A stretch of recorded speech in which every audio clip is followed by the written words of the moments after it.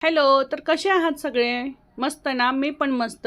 तर आमच्या गावची अष्टमी आहे, तर बहीण आलेली आहे. म्हटली दीदी काय तर छान बनव ना. तिला सँडविच वगैरे असलं खूप आवडतं, तर म्हटली नॉर्मल प्लेन व्हेजिटेबल सँडविच बनव ना. तर घरामध्ये ब्रेड तर होता ऑलरेडी, भाज्या पण असतातच. मग म्हटलं चल बनवूयात.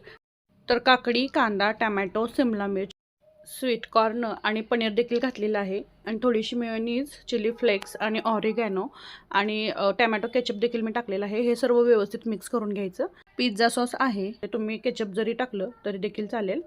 ते सर्व व्यवस्थित लावून घ्यायचं आणि त्याच्यावरती जे मिक्स आपण केलेलं ते सर्व व्यवस्थित पसरून घ्यायचं. त्याच्यावरती चीज टाकलेलं आहे, तुम्ही स्लाइस चीज देखील टाकू शकता आणि या ठिकाणी बटर किंवा तूप देखील टाकू शकता. छान असं खरपूस भाजून घ्यायचं, बघू शकता.